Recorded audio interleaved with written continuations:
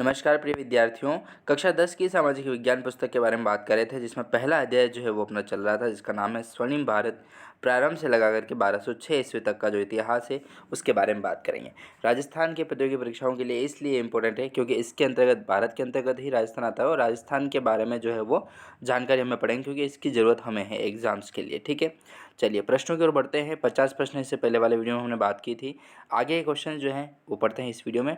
पूरी 360 पेज की ई बुक बनाई है हमने, नोट्स की PDF बनाई है। तो डाउनलोड करना चाहते हैं, लिंक आपको डिस्क्रिप्शन में दिया गया है। जल्दी से जाइए, डाउनलोड कीजिए और अपनी सफलता को सुनिश्चित कीजिए। उसका आप फोटोकॉपी निकलवाएं और उसके बाद डेली का डेली आप 10-20 पेज पढ़ेंगे तो आपको काफ़ी मदद मिलेगी। चलिए, 50वां प्रश्न आता है महत्वपूर्ण कि बौद्ध स्थानों की यात्रा करते हुए स्वर्ण दान करना क्या कहलाता था दोस्तों।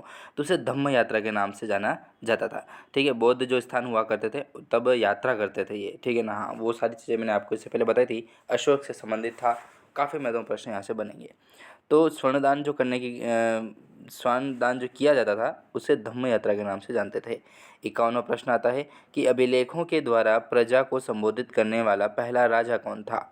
अभिलेखों के द्वारा प्रजा को संबोधित करने वाला पहला राजा कौन था। तो नाम आता है अशोक का। ठीक है, अशोक परमार, सम्राट अशोक परमार नहीं, सम्राट अशोक।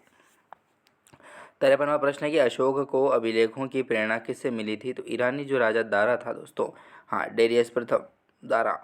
तो ईरानी राजा जो दारा था, डेरियस प्रथम जो था, उसके द्वारा ही अभिलेखों की प्रेरणा मिलती है।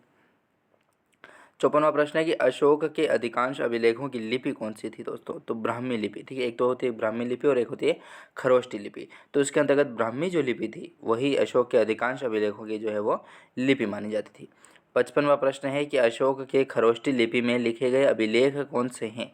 अशोक की खरोष्टी लिपि में जो लिखे गए अभिलेख हैं दोस्तों वो कौन से हैं। तो मनसेरा नाम आता है, मनसेरा व शाहबाजगढ़ी। ठीक है, शाहबाजगढ़ी और मनसेरा जो है वह अशोक के खरोष्टी लिपि में लिखे गए अभिलेख माने जाते हैं। 56वां प्रश्न आता है कि अशोक के अभिलेखों को पढ़ने में सर्वप्रथम सफलता किसे मिली। तो जेम्स प्रिंसेप को मिली थी दोस्तों। ठीक है, क्योंकि अभिलेख लिखे जाते हैं और अभिलेख पहले वाली पुरानी भाषाओं में लिखे जाते थे। ठीक है, कोई एकदम सीक्वेंस, अब जैसे मेवाड़ में कोई लिख दे तो यार हर एक वर्ड का अलग अलग जगह पे अलग अलग अर्थ होता है। तो उसी के आधार पर जो है वो सबसे पहले जो सफलतापूर्वक पढ़ा था अभिलेखों को, तो वो थे दोस्तों जेम्स प्रिंसेप।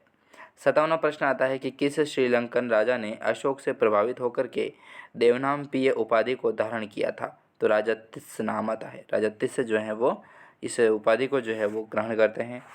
58वां प्रश्न है अपना कि श्रीलंका में बौद्ध धर्म का पदार्पण किसने किया। तो अशोक के पुत्र जो महेंद्र थे दोस्तों, उन्हीं के द्वारा पदार्पण किया जाता है श्रीलंका में बौद्ध धर्म का।